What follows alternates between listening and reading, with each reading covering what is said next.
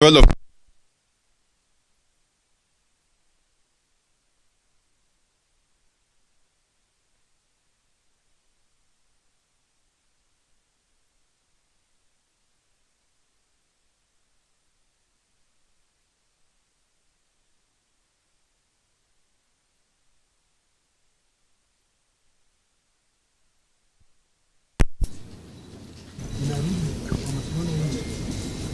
Phil, you can hear now? It's okay now? Fine. We reviewed the budget cycle and the impact of the Finance Act this far. As we approach a new financial year, we looked at the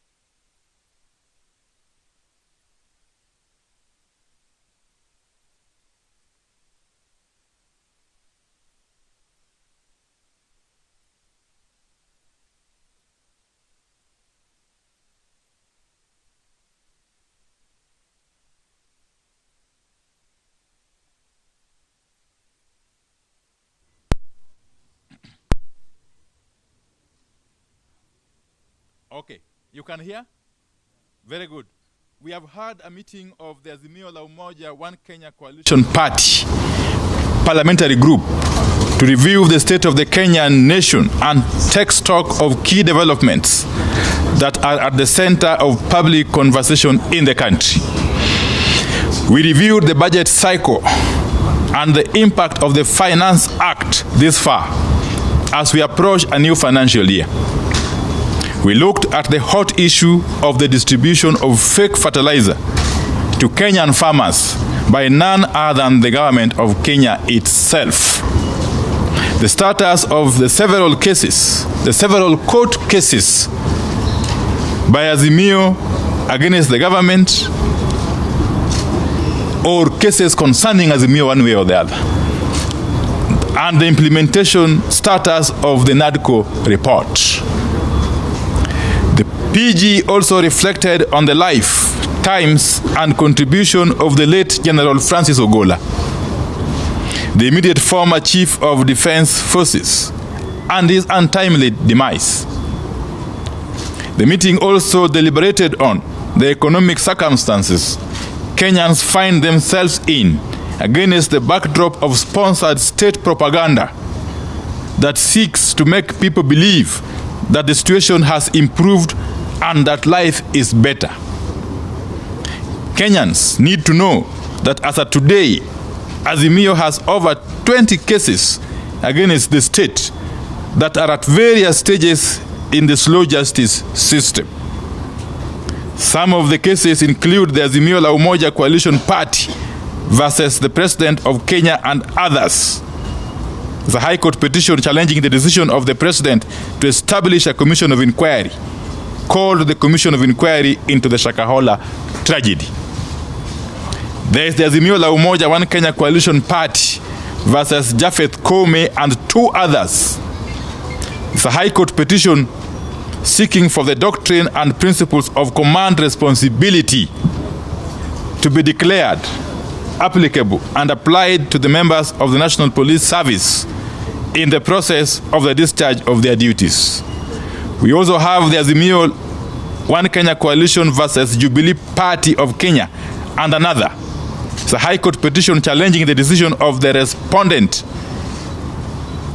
I think it's against Parliament, and Speaker. Yeah.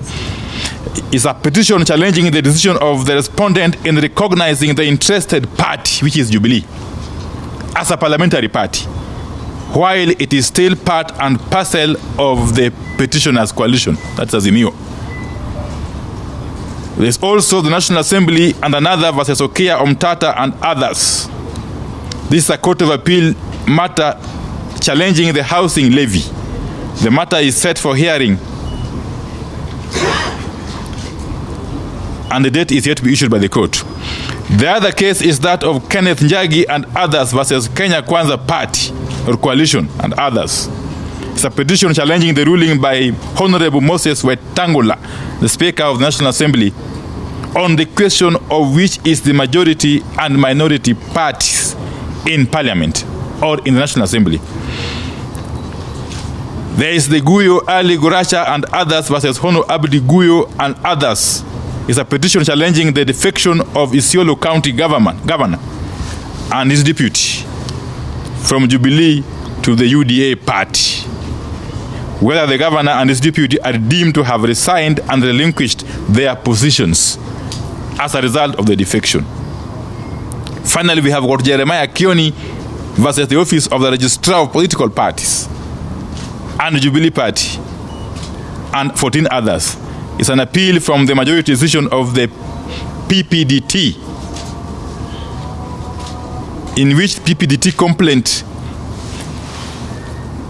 in which it was upheld that the decision of the Jubilee Party National Disciplinary Tribunal, ratified by the party NEC, ousting the complainant from his position as a Jubilee SG and revoking membership to Jubilee Party. Just to mention but a few, really. Together, these cases provide a clear pattern of the slow pace of the hearing and conclusion of cases, especially where the state is a subject and senior government officials are involved. We are staring at a clear case of justice delayed and justice denied. On the death of General Ogolla, the parliamentary group shared deep condolences with his family and the families of all those who perished together with him. Further, the PG called for a judicial inquest into the accident and death as opposed to mere investigation led by the military that is close to civilians. We also demand that families of the victims be independently represented in the investigation and inquest. I must hasten to add that we have authorized Honorable Anthony Oluoch and Senator Enoch Wambua to lead a process of establishing a parliamentary inquiry, a joint parliamentary inquiry involving both the Senate and the National Assembly into the unfortunate death of General Ogolla. Already, we are seeing worrying signs. We have noted that Mr. Ruto set up a separate investigation team away from the one gazetted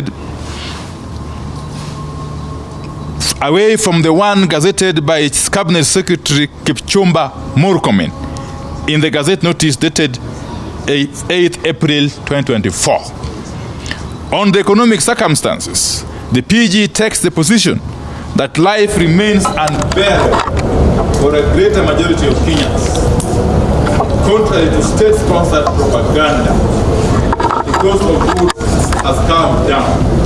Kenyans are still struggling to put food on the table, pay school fees, access health care, pay house rent, and even bus fare. Kenyans are indeed worse off today than they were at this time last year and the year before. The PG therefore calls on the government to embark on steps that will drastically lower the cost of basic goods. Kenya Kwanza promised that unga would come down to Kenya shillings 100 or less per kilogram. Immediately the regime assumed power. We need that promise fulfilled. On nearly all these issues, the meeting came to the sad conclusion that as a country, we are dealing with an unprecedented case of corruption in government and state capture by people in and out of government. State capture and corruption are at the center of the problems we are grappling with as a people. From high taxes to low investments to provision of basic services like distribution of fertilizers. Looking at the budget cycle, this meeting was able to establish a clear case of laws being made with the sole aim of benefiting individuals and their businesses at the expense of the economy and the masses. On the case that featured prominently at this meeting, one case that featured prominently at this meeting is that of the Export and Investment Promotion Levy, introduced in the Finance Act of 2023.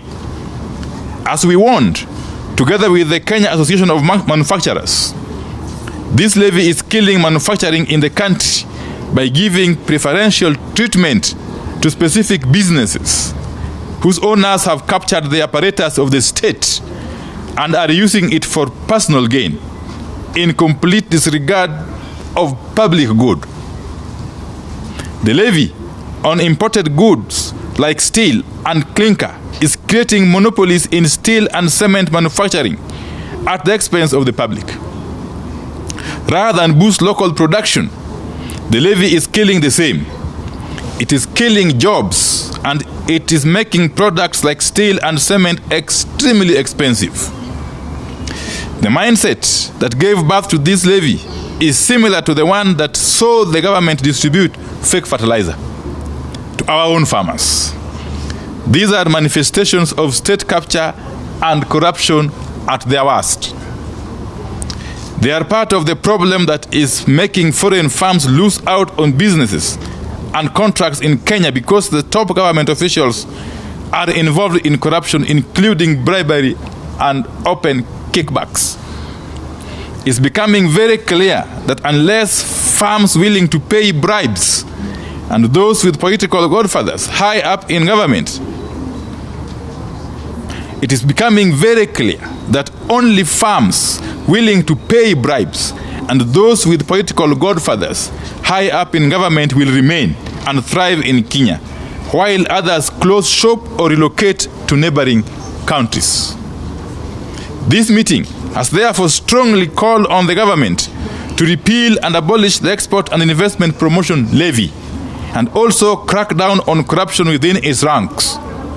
The levy and the corruption that enabled it